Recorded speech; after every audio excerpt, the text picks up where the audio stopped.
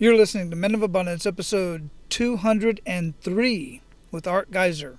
Today we are increasing your energy through NLP. Welcome to Men of Abundance, the podcast for those looking to level up their lives by hanging out with some of the greatest leaders and established professionals in our community, living a life of integrity, honor, and the abundance mentality. Prepare to pay it forward with your host, former Army medic turned lifestyle entrepreneur, Wally Carmichael.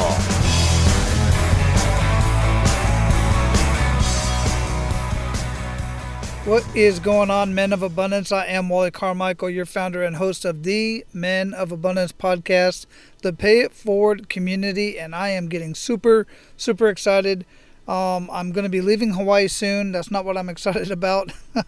But after 10 years and since September, my family has been in Florida, and we've lived here for about 10 years. Some of you already know this story. We're in the process of relocating. So finally, mid-June, I will be joining my family in Florida and giving up my Hawaii driver's license for a Florida driver's license. And I will be officially a Floridian. Is that even a word? I don't know. But in any case, I'm super excited. I'm going to be leaving soon and joining my family. That's what I'm really excited about. Things are going to change and things are going to improve what we're doing over here at Men of Abundance, because I'm going to have more time to focus on Men of Abundance. I'm going there fully self-employed. I'm going to be doing Men of Abundance and the coaching and consulting business full-time. I can't even say how excited I am to do that. And I'll certainly be sharing more with you in just a few minutes about abundance and prosperity mastery. So today we are again, I think this is the third time we've had somebody on talking about NLP, Neuro-Linguistic Programming. And I am really big on this stuff because it has a lot to do with talking to yourself. You know, I put a quote up on Facebook the other day that part of the reason, and I'm going to paraphrase, that part of the reason that you're so happy is because you're listening to yourself instead of talking to yourself. Think about that. And in a very small part, that's what we're talking about today. But today we take it to a little bit level, because today we're adding in energy. We're energizing yourself through NLP. And this is a little bit different concept than what I've read or heard about in the past. So really pay attention to this one. This is one of those ones that you're going to want to go back and listen to again. And guys, for those of you who are skeptics, I get it. But listen, what you're currently doing or what you've been doing for the last 10, 20, 15 years, whatever, how well has that worked for you? Something has to change. And this just may be it. Bottom line is, open your mind up to new experiences, open your mind up to new ideas that are foreign to you, and you just may get something out of it. Another thing to consider is people that are very productive, very successful in what they do things different than the general population. So figure that out and find something like this or something else that other people are doing. And don't just write it off as weird, or do write it off as weird, because weird is good, quite frankly. I'm weird. I prefer being weird. I don't want to be normal. Normal is, just being stuck in the rat race, getting up in the morning, driving to work, doing the same thing every day, and not really improving your foxhole, not really getting ahead in life. And great, you love where you're at, I got that. But where you're at today is going to change. What is giving you your lifestyle today is going to change. You have to grow and evolve with our culture. You have to grow and evolve with the times and the technology and everything else if you truly want to at least continue living the lifestyle that you're living today. If you want to improve it, hey, find something new, find something different than what you've done for the last 20 years. And guys, as usual, be abundant in your life today by paying it forward and sharing Men of Abundance with everyone you come in contact with. We are having some amazing conversations over here, some very thought-provoking information being shared with you by all of these amazing guests that we're talking to. And man, just don't keep that to yourself. Knowledge is only power when it's shared. So share Men of Abundance with everyone you come in contact with. Now, our featured guest today is Art Giser. He's the creator of Energetic NLP. He's an internationally renowned NLP trainer, life coach, corporate consultant, teacher, psychic, and healer. Art's gift is to help people develop their hidden abilities and discover how amazing they truly are, so that they are more successful, have more fun, better health, more satisfying relationships, grow spiritually, and contribute more to the world. Art's unique background is in an NLP trainer, medical researcher, consultant to major corporations and leaderships, 37 years of study and development in the fields of NLP, spirituality, life coaching, healing, and intuition development. He studied with a diverse group of amazing healers, intuitives, and spiritual leaders, and with all of the developers of NLP. He has had 2 empowerments from the Dalai Lama of Tibet. Art is known for the joy, humor, and compassion that he brings to his work, his ability to simplify complex ideas, and his magical ability to help people release old programming, emotions, and limiting beliefs and tap into their miraculous self. Men of Abundance, it is my pleasure to introduce you to Art Giser. Art, welcome to Men of Abundance, brother. How are you doing? I'm doing great. How are you? I am absolutely wonderful. It is a beautiful Saturday morning out here. Where are you at in the world? I'm in the Hollywood Hills. It's a little foggy, but it's still beautiful. Yeah, I've heard my boys went and running around Hollywood several months ago. Yeah, they had a good time. It wasn't exactly what they expected because No. You see Hollywood and it's like, this is not at all what I expected. But they said it was one heck of an experience. They're glad that they did it. Yeah, I'm actually not near that part of Hollywood. Mm-hmm. Even though I live on Hollywood Boulevard, but miles away from that, Yeah. it becomes a little road in the hills. where I am. Oh, that sounds nice. Yeah, Yeah, I dig that. So, as you know, before we get too much into our conversation, I like to start out with an attitude of gratitude, man. What do you have to be grateful for today? Boy, I have so much to be grateful for. And, I was thinking about that ahead of time. But one thing that I'm really, really grateful for is all the possibilities that all of us have, even when we feel like we're trapped in situations, at least in the Western world. It's like, oh my God, if I want to learn something, I can go onto YouTube and have experts from all over the world. And I just feel like I live in a society that has plenty of problems, but so much possibility for learning and growth and making a difference. So I'm just so grateful for being alive at this time in human history. Every time we have these conversations or I have these conversations with somebody, it's interesting how the conversation leads to something that I've already got going on in my head or something that I've been reading. And I call it your reticulated activating system, call it divine intervention, whatever it is. But I was just introduced by Bill Gates did this video on LinkedIn, and he was talking about this book called Factfulness. And I watched the YouTube video, and it was about that. It was really talking about part of what you just said about how much there is in the world, but it's so convoluted, and so many people don't get a chance to see it because it's covered up by other entities, let's just say, for whatever reason. But what you just said and what you're grateful for today is absolutely correct. And when we have so much going on in our lives, it just seems like it's the end of the world. There truly is so much abundance in the world, and sometimes you really got to work to look for it, and you really got to work to find it. Oh, yeah, and I do think I like the way you're saying that, because it does take it's a certain deliberateness and dedication to going, not to, I mean, some people get there by suppressing and not, just denying what isn't positive in their lives. But you can see all that, you can deal with it, and you can still go, oh my God, there's so many things to be grateful for. I mean, particularly if you look at human history, it's like, oh my God, it's the 20th century was a nightmare for millions and millions and millions and millions of people. And are there people suffering today? Of course. And do we need to do things about that? Of course. And that there's, I think if we stay joyful and appreciative, we're more motivated to change the world and help others and help ourselves. And if we just focus on ain't it awful and what's wrong and it shouldn't be this way. So, but I think it's a choice, and one that for some people, they have to break a lot of old mental habits, but it's worth the effort. Yeah, absolutely. And we'll close that with this kind of I guess I'll try to quote it, but it won't be exactly the same. But I remember Mother Teresa saying something to the effect of, invite me to an anti-war rally and I won't show up, but invite me to a peace rally and I'm there all day long. Because the mentality of the two are completely polar opposites. Absolutely. Yeah, Absolutely. They both want the same things, but the way they go about it is completely different. So and it's all in your words and in your mindset. So, Art, how would you describe yourself? As my work, or as a person, As a or person? I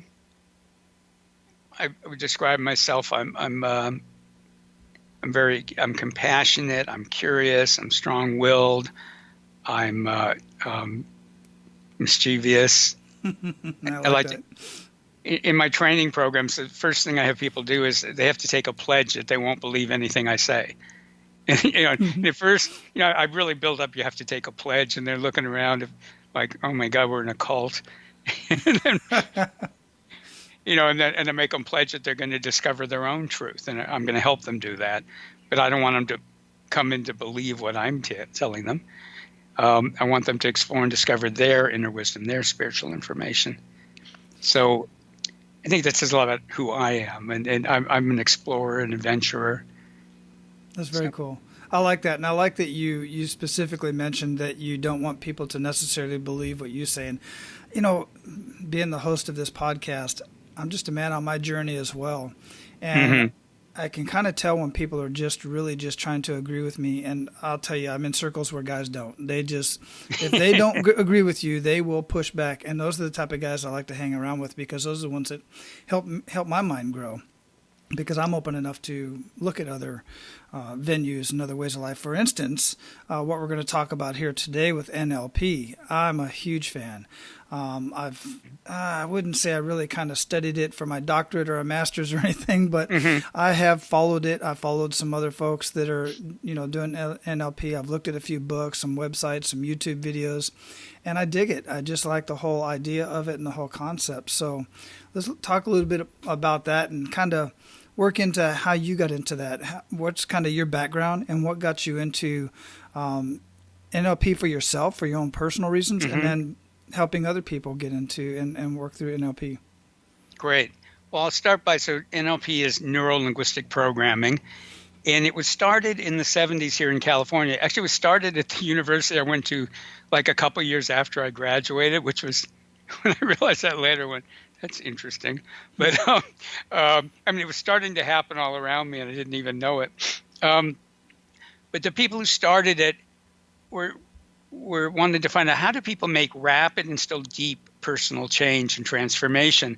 And originally they thought of it more therapeutically, but then they realized, well, it wasn't just for therapy, it was also for skills transfer. So if somebody's good at something or better at something than I am, I don't have to be fixing myself. I can kind of go, well, how are they doing it?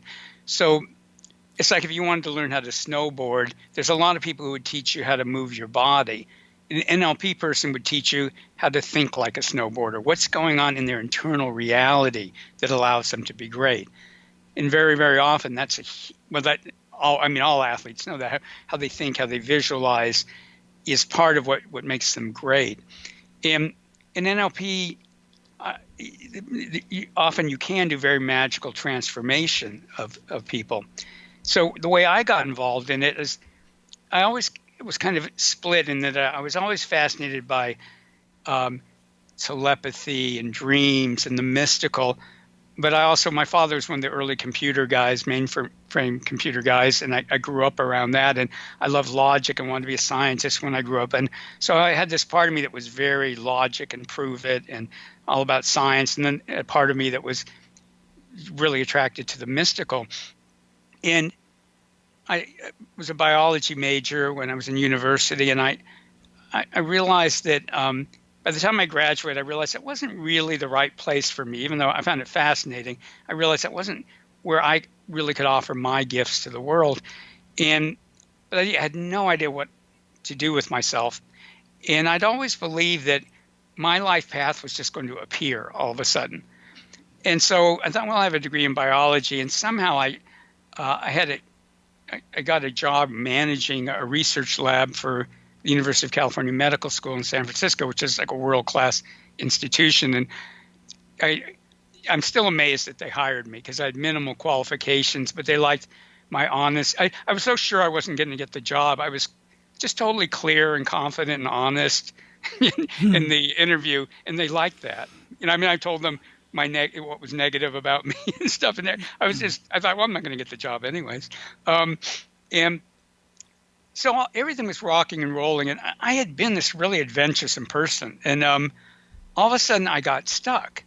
And the years passed, and I was still in this job, and it was a good job. And I mean, I could go listen to Nobel laureates over lunch, and everything was fantastic, and I was proud of what we were doing. But I knew I didn't belong there, and I had true love in my life. I had a lot of fun. I had, a quote unquote good job, but I felt constantly like I'd let myself down, and that I knew I had special gifts, and I knew this isn't where I could use them. And I kept waiting for something to appear, and it never did. So then I started thinking, what am I? Am I just some kind of loser, or what's wrong with me? Or am I a wimp or a coward?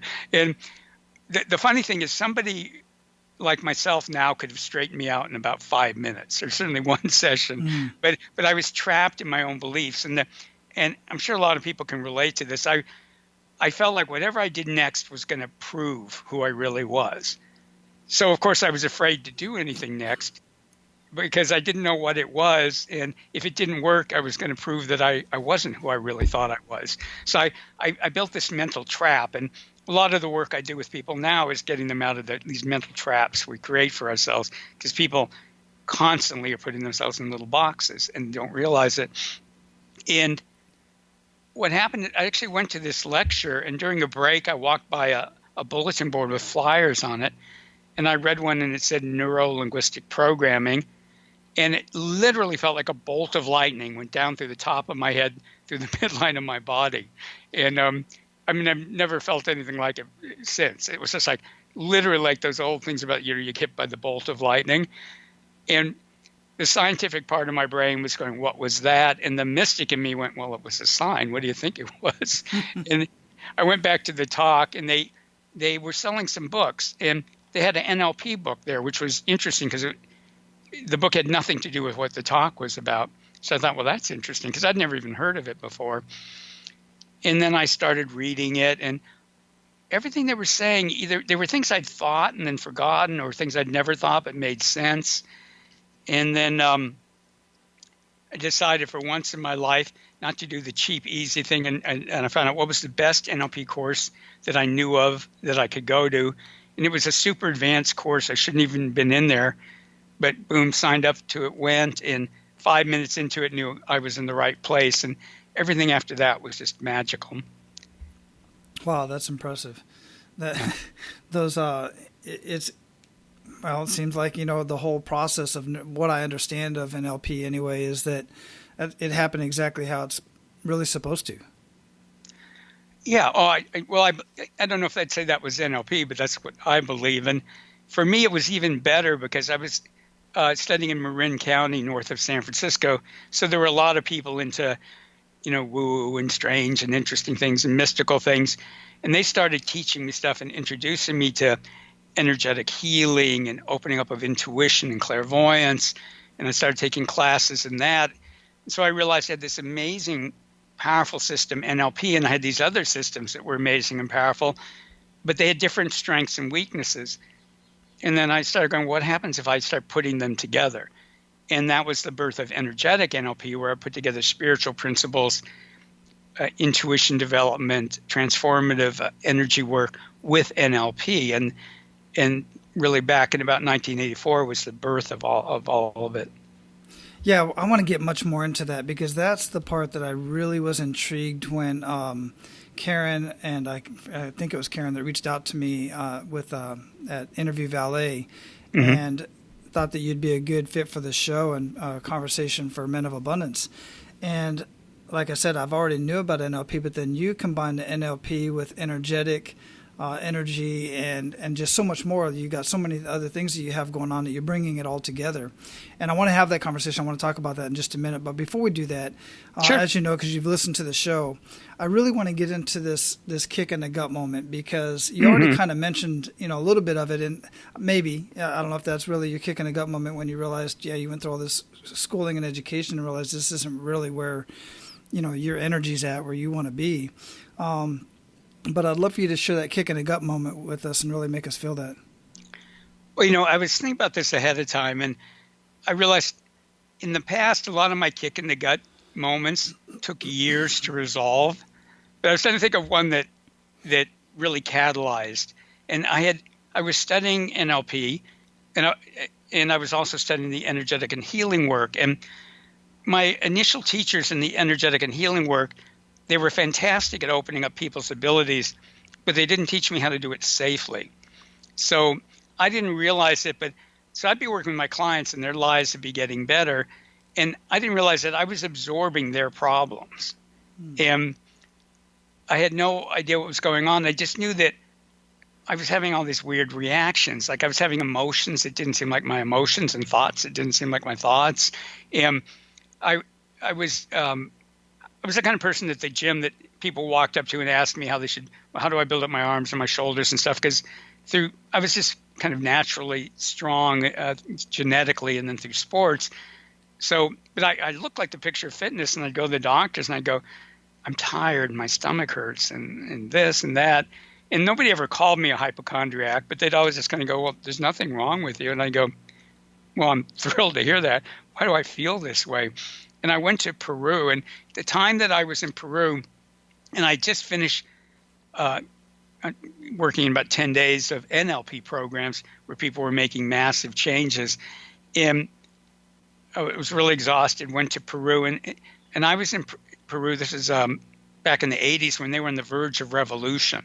So there was a lot of survival and fear kind of energies there. And there were wonderful things too, but it was they really thought these shining path guerrillas might take over the country.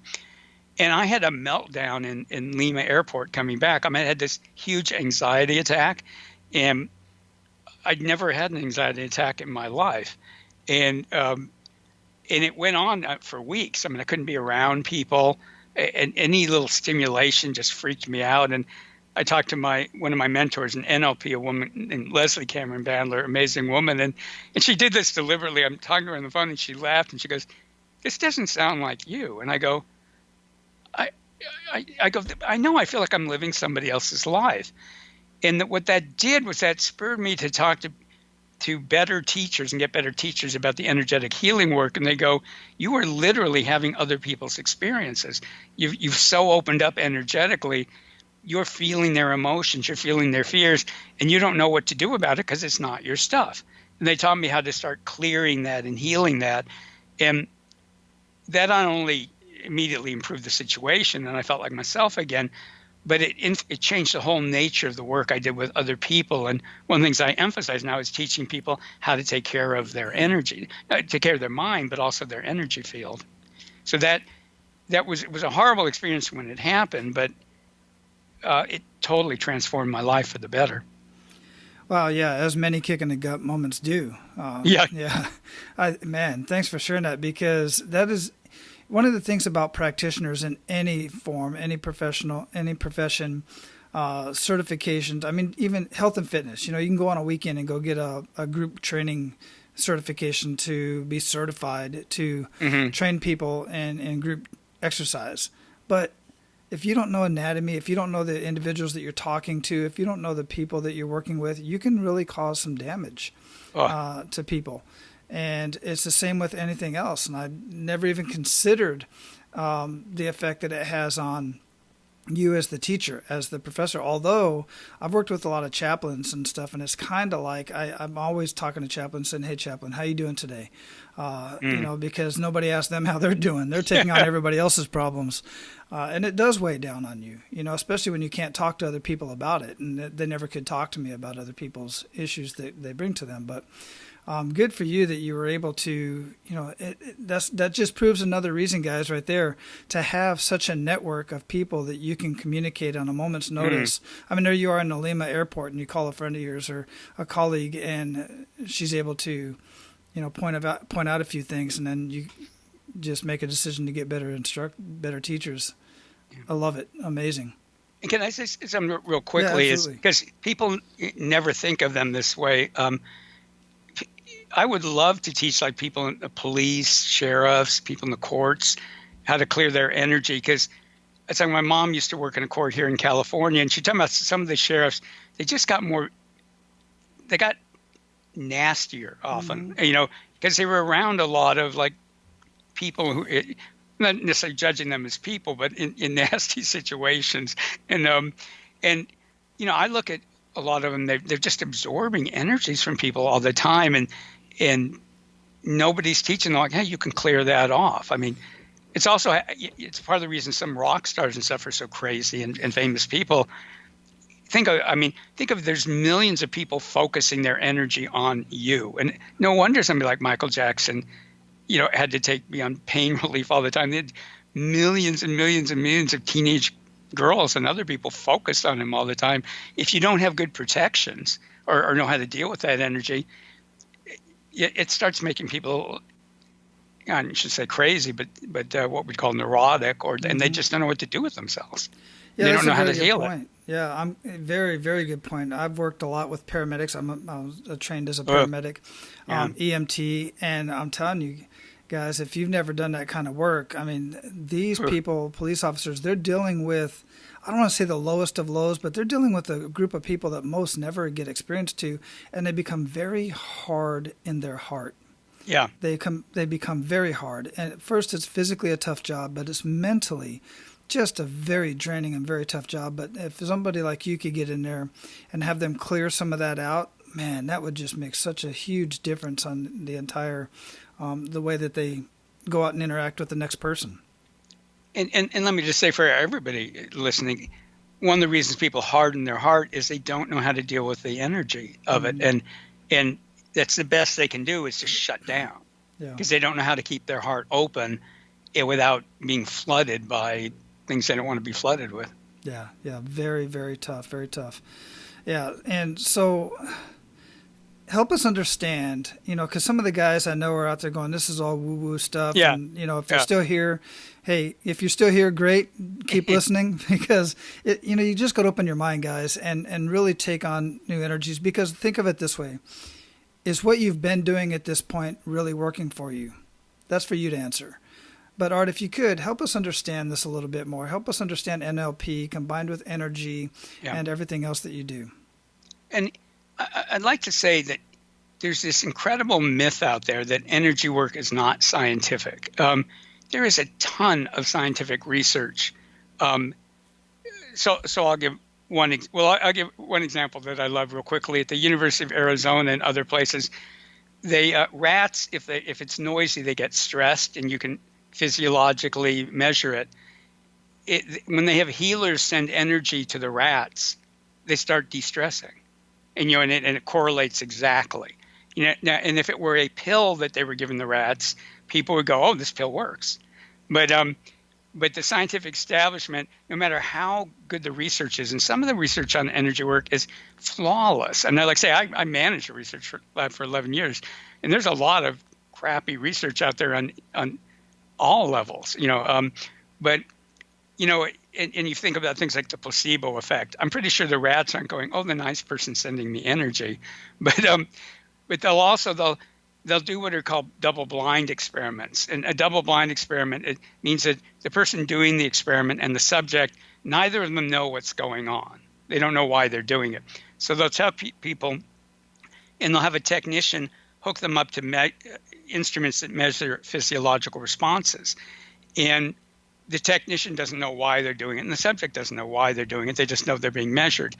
And then they'll have an energy healer in the next room or 1,000 miles away start sending healing energy to them, and their responses change, correlated to when the healer's working. When the healer stops, they don't go all the way back, otherwise it wouldn't have been a healing, but you can tell when they started, you can tell when they kept going, you can tell when they stopped. And there can't be any placebo effect because, again, it's double blind. If people don't know what the placebo effect is, it's that something's working because you psychologically think it's going to work.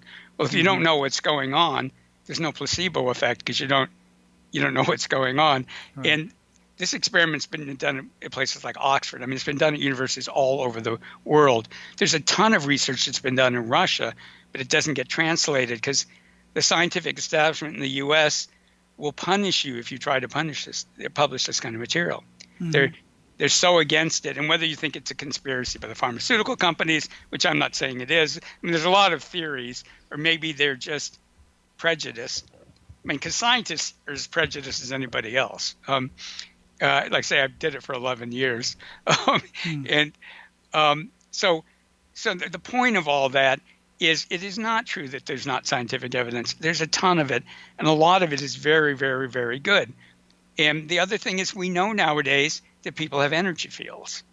You know, that physics tells us nowadays. So the idea that people have these mystical auras and energy fields, we know that's true. Now, we don't know that everything that people talk about in energy work, it can't all be measured yet. But I've worked with Russian scientists who had these energy machines. They could set at different frequencies. And again, you could be in the next room and they would have reproducible effects on people. And the only thing that was coming through the walls was energy. And the person might get sleepy. They might get alert. All of a sudden they could solve problems. All of a sudden they're anxious. All of a sudden they're not anxious. So, I mean, it's not woo. It's just poorly understood. And just because it's old doesn't mean it's wrong. Right. Yeah, exactly. I mean, and I agree with a lot of what you say. Being in the medical field as long as I have, Western medicine in general is they know what they're taught, and many of them are not capable of opening up to consider anything other than that. And sometimes there's legal issues with it as well. Totally get that. Totally agree with that. So how can we use this in our day-to-day activity? How can this apply to men of abundance in regard to living a better life in general in family, faith, finances, and or fitness? Yeah. So I do want to say I have a free webinar that will teach people how to do it. Some very simple energy techniques.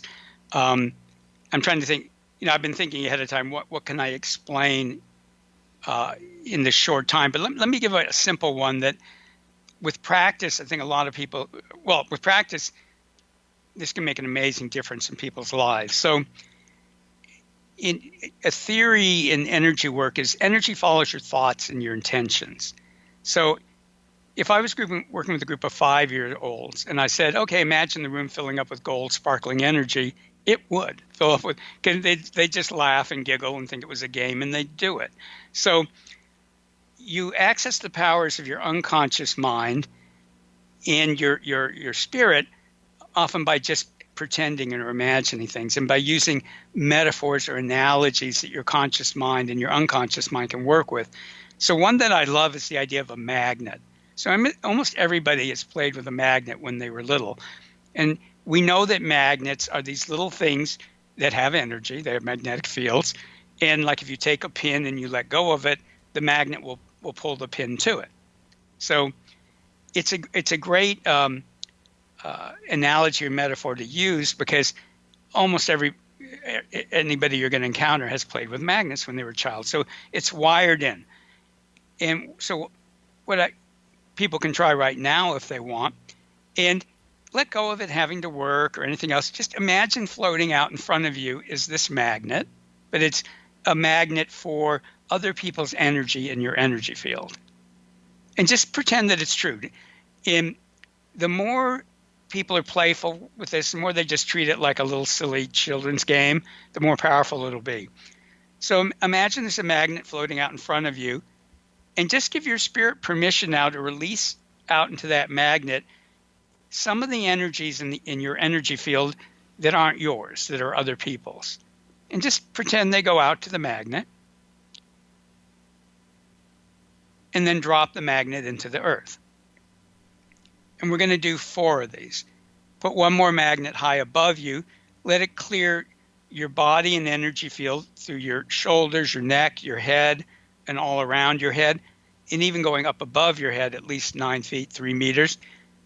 Just imagine your spirit is taking energies from other people and pulling them out of that space into that magnet above you. Then drop that magnet into the earth. And then my personal favorite, put a magnet behind you, because energies literally hide behind your back. Let it clear the back of your body and energy field. And just pretend things are going off into that magnet.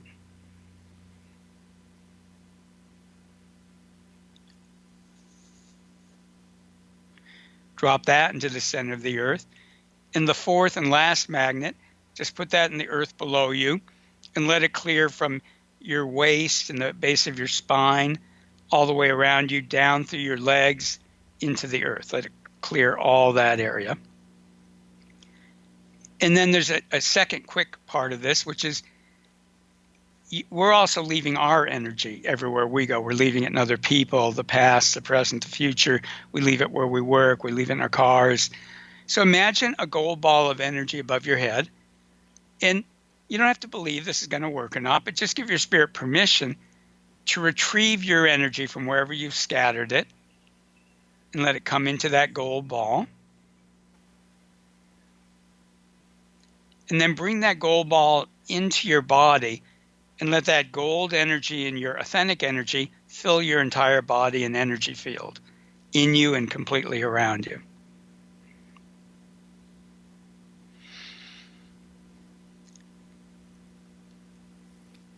Now, this process works whether people feel it or not. A lot of people, they have to do it a number of times before they feel it. But I'm curious, Wally, if you noticed anything.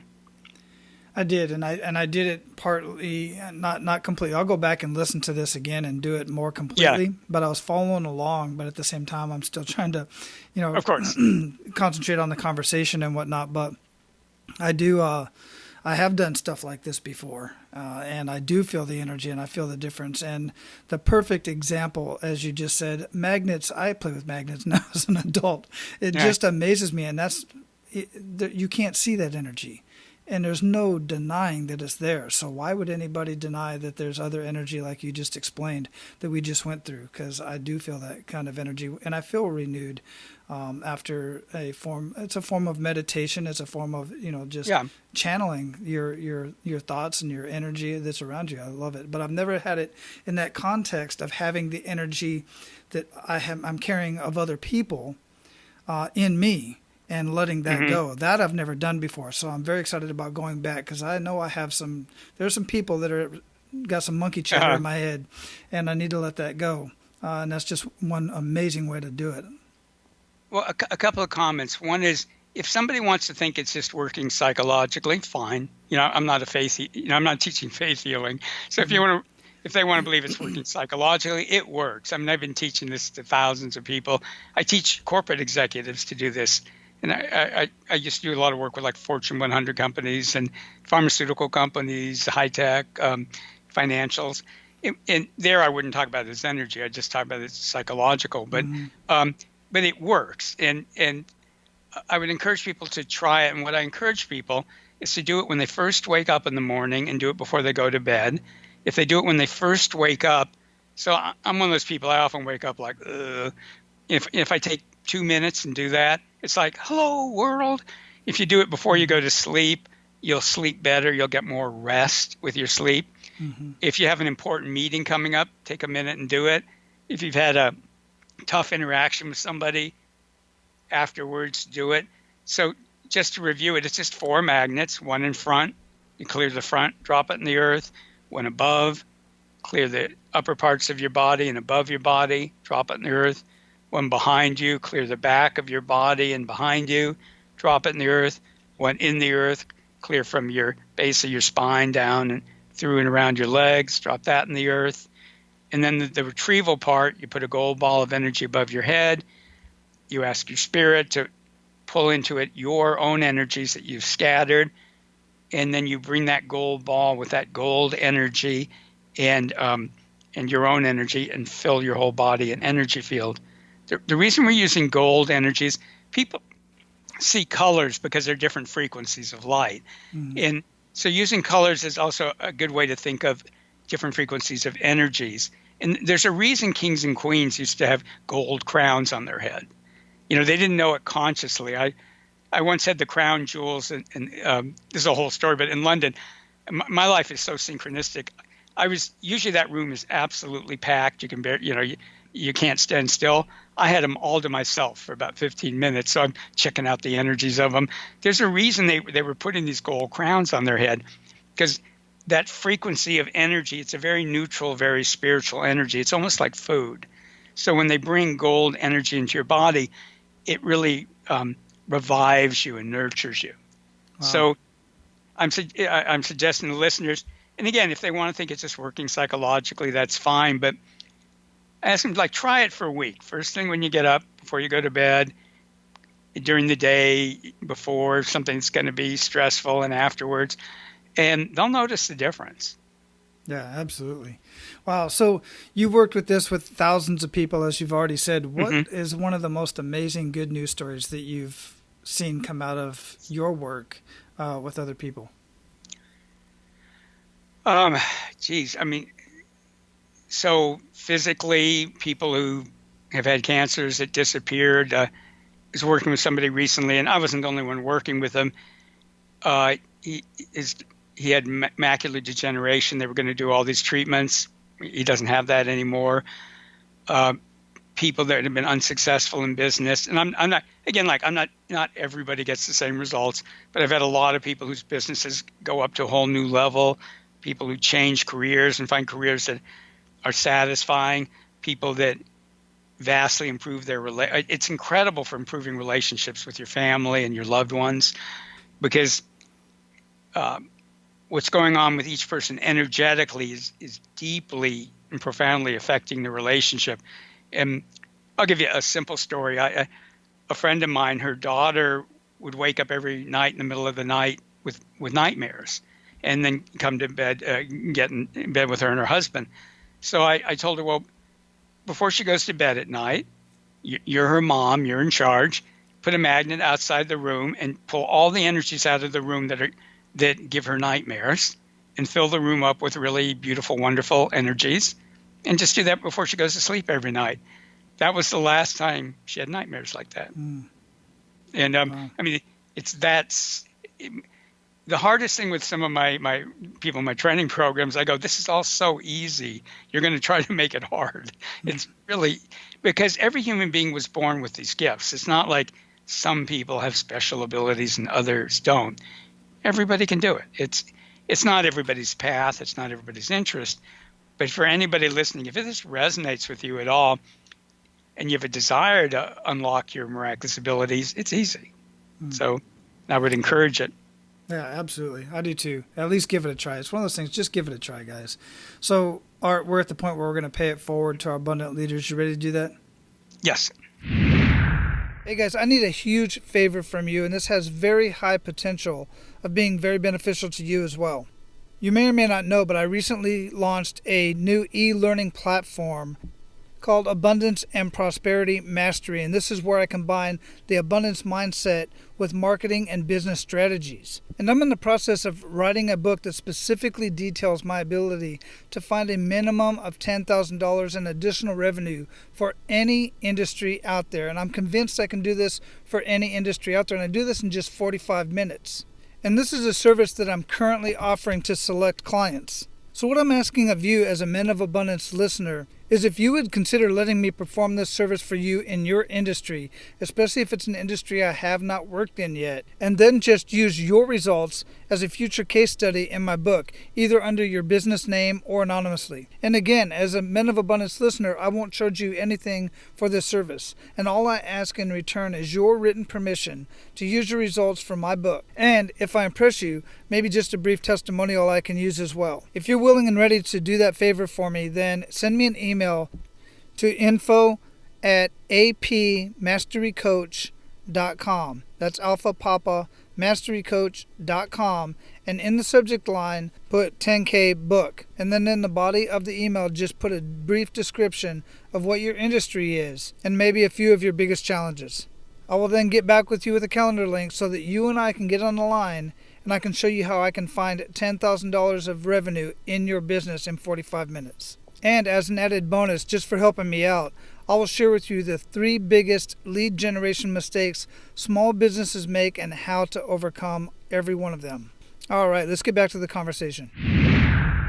You've already shared one amazing action step that we could do. I absolutely love that. So that can be one if you want. But share with our abundant leaders 1 to 3 actionable steps that they can take today. And so one is, I would encourage people to like your beliefs, but don't mummify them. What do you mean by that? So what I mean is that we have to operate out of our beliefs. But if you're a person who's growing and evolving, your beliefs change. I mean, I'm sure your beliefs are different now than they were 10 years ago. Oh, my beliefs are different now from a year ago. Oh, I mean, exactly. just because of all the people I get a chance to talk to. Well, exactly. And so many people, they're afraid to look at their own beliefs, like something terrible is going to happen. Most of the beliefs that people have were programmed into you. And being willing to go, I like what I believe, and at the same time go, they're not Egyptian mummies in a tomb for 2,000 years. Like, let them live, let them breathe, let them evolve. Particularly for men, we're so often so programmed to be right. And I remember when I first realized, and can be life-changing for a lot of people, that when I changed my mind about something, when somebody convinced me like that their ideas were better than mine, then changing my beliefs made me right again. So I didn't have to give up on being right. And that if I held on to my beliefs in the face of all the evidence that they weren't true, that was being wrong. So what I'm saying is we're so programmed that we have to hold on to our beliefs, like your beliefs, love your beliefs, but let them be alive, let them grow, let them evolve, and be thrilled when they change. Yeah. I remember one of my clients one time, he was a corporate client, and I'd worked on him on this because he was really brilliant, and he was always wanting to be right. And he goes, yeah, I had a discussion with somebody on my team, and we really disagreed. And then he goes, then I realized they were right. And he said it like that. And I went, you've changed. He goes, yeah. It's like, okay, yeah, your idea's better. Fine. Yeah. And that goes so against the kind of machismo programming that men get inflicted on a lot of men. So that would be a huge thing. Doing the magnets is huge.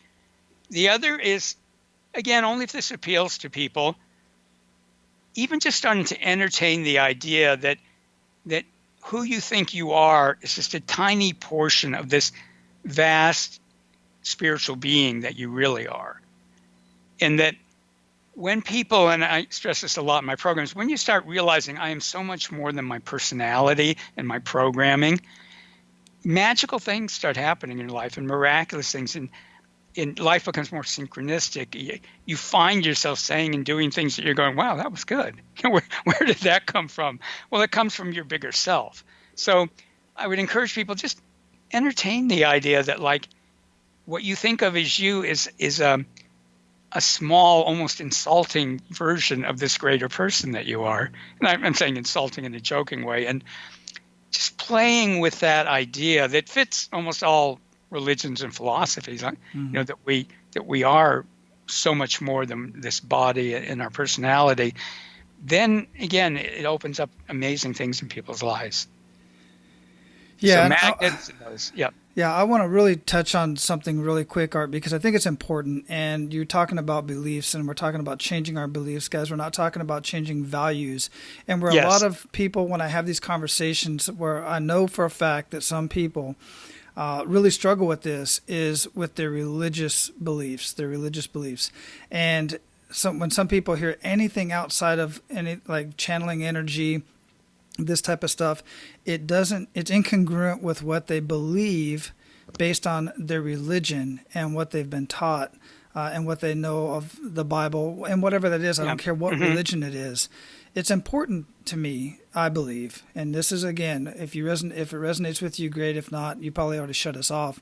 But if it's incongruent with your religion, remember, I believe that's a belief because of how you're taught, because some people can teach this. A lot of people teach out of the same Bible, but they teach completely different things. For instance, Aryan Nation, white supremacists, they believe they are Christians and they are reading from the same Bible you're reading from.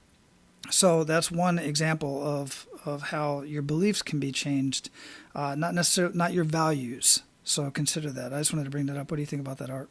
Yeah, and all religions and all the Western religions have really strong mystical parts to them, and they may not use the word energy, but it's inherent. It's deeply embedded in Judaism, Christianity, and Islam.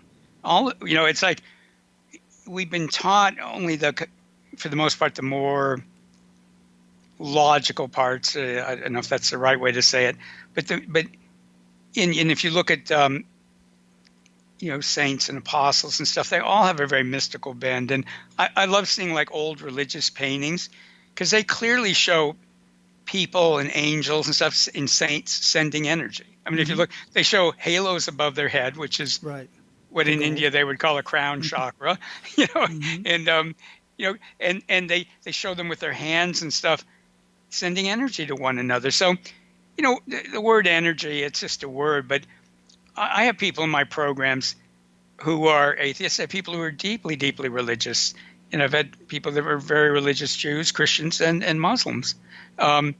So this isn't, and one of the things that I pride myself in my programs is people tell me they're very spacious. It's like take whatever I have to offer and use it within your own spiritual or religious beliefs. I'm not trying to change those for anybody, but it is compatible. And I laugh sometimes because some of the most fundamental religious groups, they do healings. A good friend of mine, so the Amish, completely fundamental. They have healer. He was a healer. He went between Amish communities, healing people. And that was part of their tradition, and it's part of, again, Judaism, Christianity, and Islam is healers. It's an old idea. It's not a new one. Absolutely, absolutely. So, what daily habits make the biggest impact in your life, Art? Using the magnets, like I just said. So I have a little energy routine I do in the morning when I get up and before I go to bed. And often I'll spend a lot of time during the day also doing things, but just a few minutes doing that magnets, retrieving my energy. I do a couple of other processes that there's not time to explain here, but if people want, they can listen to the webinar where I talk about like 3 really powerful processes, and they're to clear your energy, retrieve your energy, and every day I clear some of the energetic and unconscious programming in my space that limits me, that isn't in alignment with my spirit and my truth. So those things, like clearing my energy, retrieving my energy, and clearing different blocks and limitations. And you can do that 5 minutes twice a day, and your life becomes completely enhanced on all levels. Excellent. So, based on, considering some of these guys are just hearing this for the first time, some of them are kind of like where I'm at, we've heard about it, looked into it, what would you recommend that our abundant leaders read or listen to as it relates to this, as they're kind of just getting started? And if that's something that you have published, that'd be great. Yeah, so I would definitely recommend, if they're interested, and I'll get on my mailing list. I do, well, even this morning I did a 2-hour free video webinar. I have recordings, but I do tons of free webinars where they can learn these different processes and get healings and clearings. And the easiest way to get to my site is www.enlp7.com. So ENLP, like Energetic NLP, 7.com. If they sign up on my mailing list, they'll hear about that. My good friend John Friedlander has a wonderful book called Psychic Psychology. And John, by the way, is a Harvard-trained lawyer. He's one of the most brilliant people I ever met. And so when he's talking about energy work and stuff, it's coming from somebody who's incredibly logical. Well, he's incredibly mystical too, but he's very smart, very logical person. So he's also a good source of talking about what people consider woo-woo in a very grounded, solid way. And his name is John Friedlander, and the book is Psychic Psychology. So those are, if you go on YouTube, Rupert Sheldrake, who's a professor from, I think it was from Cambridge, he has wonderful videos on YouTube. Dean Radin is an American also, and I like both of them because they're both scientists, and when they talk about energy work and stuff, they can cite a lot of very powerful research and talk about how it's just so difficult to get it published because the scientific journals will get attacked. In fact, some of these were TED Talks, but they've been taken off TED Talks because even when somebody's presenting scientific research on energy work, TED will take them off. They do a lot of good things, but they've got a little fascist tendencies in them too. And I had never heard that before. Yeah, if you look up banned TED Talks, and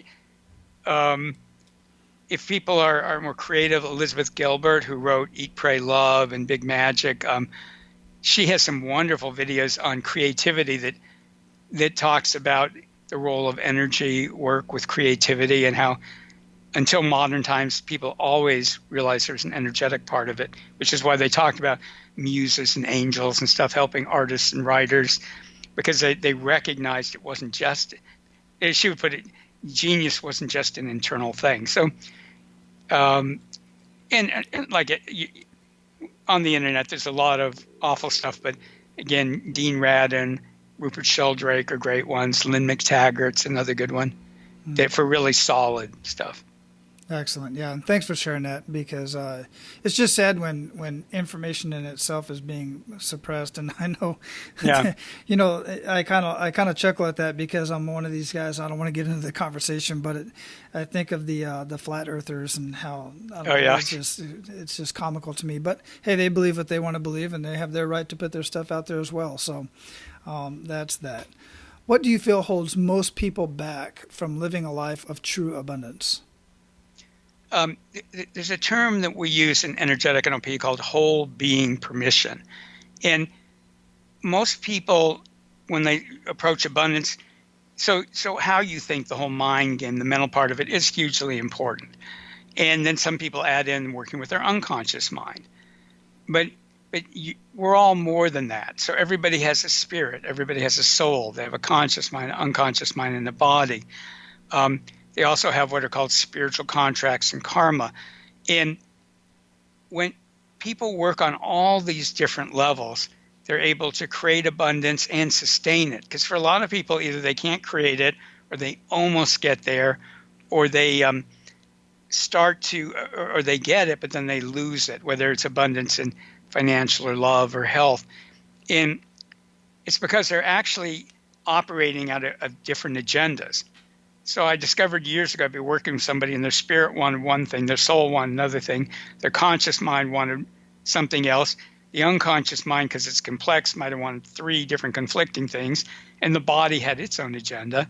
And then I learned how to start looking at and changing people's karma, which also changed things, and then what are called spiritual contracts, which would be a whole other topic. So again, what I would encourage people is to think of them as more than just a personality and more than just a body, and to start exploring ways to make sure their spirit, their soul, their conscious mind, their unconscious mind are in alignment. NLP has great things for aligning the conscious and unconscious mind. Energetic NLP has that, but also ways to align the spirit, the soul, the conscious mind, the unconscious mind, and the body, and work with karma and with spiritual contracts.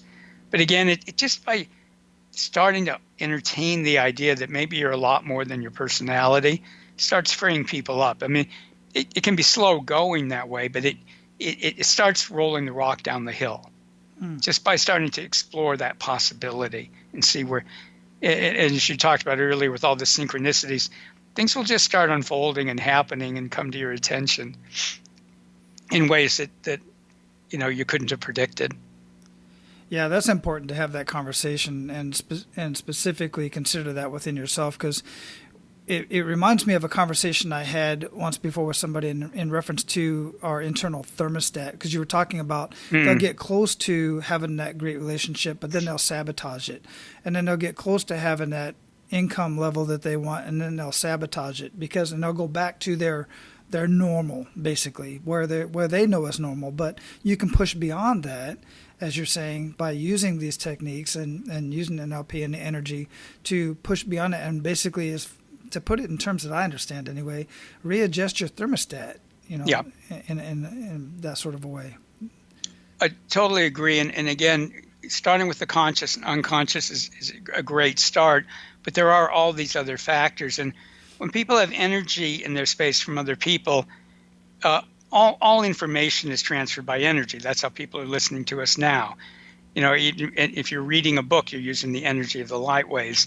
And human beings, their energy has their emotions and their thoughts in it, in their programming. And people don't realize it, but even when they were in their mother's womb, their parents were programmed. Their parents didn't know it because they were programmed to do it. but they start programming their kids, and that's good because you have to be programmed to exist in whatever village society you're born into. But as people grow up, and particularly in this age of so much possibility, the old ancestral programming gets in our way. And so people sometimes go, I don't know why. I work on my unconscious mind, work on my conscious mind, but I'm still blocked. Well, often it's like when I talked about in Peru, I was having other people's thoughts and feelings. And so I could manage them, but I couldn't heal or solve them because it wasn't my stuff. And when people realize, and it can seem a little scary at first, but once you realize there's things to do about it, it's not scary. Once you realize as human beings, we're reacting to things not just from ourselves, but from these energies in our space, then a lot of things that you've worked on, but you can't really crack or get a handle on, it's because it's just not your stuff.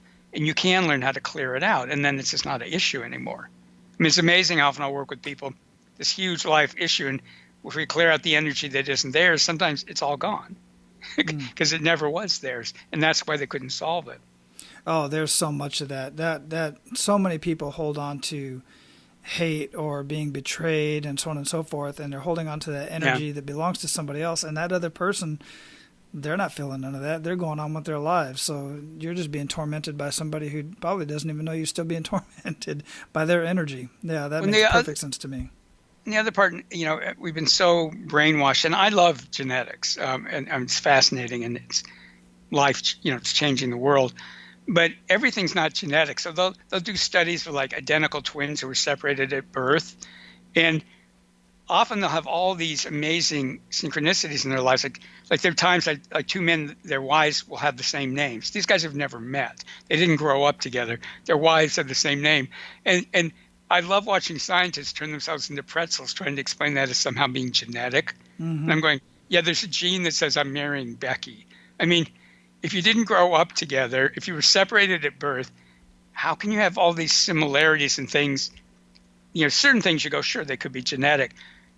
So one more example, if somebody, when they were in their mother's womb, if somebody around them, some family member was really anxious, they can absorb a lot of anxious energy. And I'll have clients come and go, I don't know why I'm anxious. I've always been anxious. I don't know.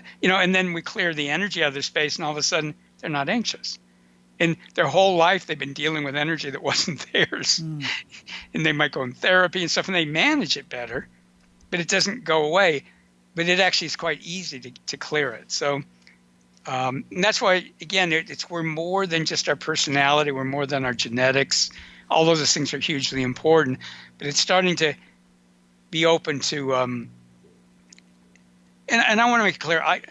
It's like when I have clients, if they have cancer or something, I don't go, oh, get off your medicine. I go to your doctors, take your medicine, and we're going to see what we can do that complements that. Mm-hmm.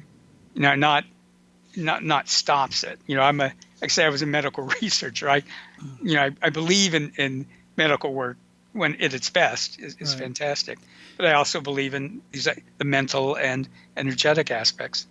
Yeah, that whole genetic thing, that's like you said, that is a whole different conversation. But that recently touched me because I was talking with a guy and getting life insurance. I'm out of the military now, and I don't no longer have that great life insurance you have while you're on active duty. So I'm got my own life insurance, to make sure I'm, being a man and taking care of my family if something happens. Yeah. And they're like, well, okay, so your mom had lung cancer, and then she fought that, and then she eventually died from brain cancer. So that's going to affect, they're going to consider that. And I'm like, well, why? You understand, my mom smoked like her entire life, right? And I never did. My mom led a lifestyle after I left the house that I changed. I don't live that lifestyle anymore, type of thing, So how is that genetic? It just doesn't. Yeah. You get what I'm saying? It doesn't make sense to me because people say, well, because I'm dark-skinned, I'm just going to have high blood pressure. Well, no. People that have high blood pressure eat a lot of fatty foods. And if you change that lifestyle, things are going to change that. I don't think that has anything to do with genetics. It has to do with lifestyle. So it really aggravates the heck out of me when I start having this conversation. Oh, yeah. You probably know the term epigenetics. They're realizing there's all these environmental factors that turn genes on and off. I believe there's also energetic ones, but science now looks at these in fact, the research that we were doing had to do with epigenetics years ago, though people weren't using that term. But yeah, there are so many people who's, and this is no criticism of doctors. There's so many people who were told they were going to get well and died. Mm-hmm. People who were told they were going to die who are alive 30 years later. Yeah. And like my father had a heart attack and died when he was 45. But again, he'd been a heavy smoker.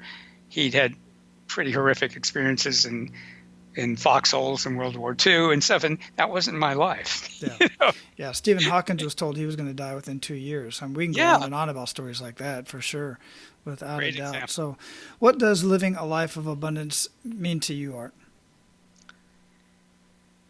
Well, for me, it's so many different levels. So some of it is just, again, I'm kind of an explorer. So like possibilities for growth and change. It also means abundance in friendship and love and financial security and health, of course.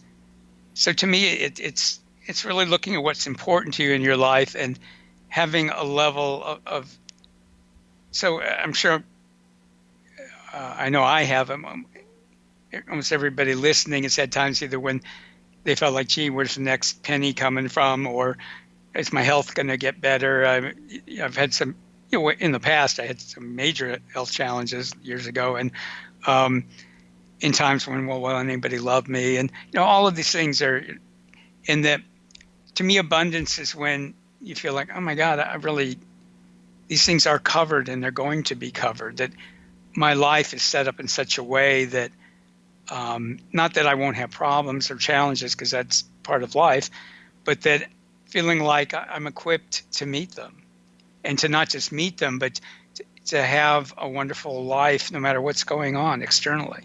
Mm. So to me, that's the most wonderful abundance. But for me, a lot of it is abundance in, part of me is abundance in nature and being able to see beauty and peace, and there's just so many forms of abundance. Yeah, there really are. There really are. And thanks for sharing that. That's amazing. So we're going to close this up, brother. And before we do, what did we not talk about that you want to ensure that our abundant leaders get out of our conversation today? I mean, we really reached the gamut. We were all over the place, and I just love the conversation. But kind of bring it all in together. What would you like to ensure that our abundant leaders get out of our conversation? What's the message? Well, I want to say with total sincerity that I hope they listen to a lot of your podcasts. Like I say, I'm a new listener. I've listened to just 2 so far, but boy, I think what I would say even the energy of what you set up around your calls, I think it's just such a gift to people. So I'd encourage them to do that, and just really encourage them to, no matter how practical and logical they are, to open up that life is also magical and miraculous and has a whole levels of being that are beyond what we're normally aware of. And again, all religions talk about this, many philosophies talk about this. So this is part of our human lives, and with the wonderful advances in technology, which I love, which is why we can do this call and stuff, it's important to keep embracing, whether it's beauty, whether it's just that childlike wonder in life, and to go that, boy, there's so much more to life than I'm aware of, and to enjoy that and explore it. So that would be my encouragement. Absolutely. Well, thanks for that. I appreciate that. So we are going to have enlp7.com linked up. Mm-hmm. We're also going to have your website here as well, your other website, Energetic NLP.com. Actually, those links are to the same site. Oh, same site. Okay. But I will go, if they want, if they go to ENLP and 777, ENLP 777, I've recorded a webinar where I teach people 3 basic energy techniques, including the magnets, but I really teach people how to do it. Magnets, retrieving their energy, and some other stuff. So that would be a great way for people to start. ENLP777.com. Excellent. We'll have all that linked up. You like sevens, yeah. We'll have all that linked up in the show notes at menofabundance.com. Go there and check it out, guys, so you don't have to write this down. And Art, man, I truly appreciate your time. I dig the conversation. I, again, want to thank Interview Valet for introducing the two of us and setting this whole thing up. You guys are awesome over there. I thank you for what you do. And Art, go out and live your life of abundance, man, and keep paying it forward. You too, and thank you so much for letting me be a guest on your show and getting to know you better. So thank you. My pleasure. Aloha. Aloha. All right, guys, I hope that opened up your mind a little bit and that you at least are considering taking a look at it. It may or may not be your thing. I got that. But at least give it a try. You never know. I tell you guys all the time, experience as much as you possibly can to see what it is that you actually like and what works best for you. Now, go out and live your life of abundance and make sure to pay it forward. That's all for today, Abundance Leaders. For more about our guests and the powerful information we shared with you today, be sure to sign up for our mailing list at menofabundance.com. We appreciate your time and look forward to hanging out with you on our next episode. So until then, be sure to pay it forward and live your life of abundance.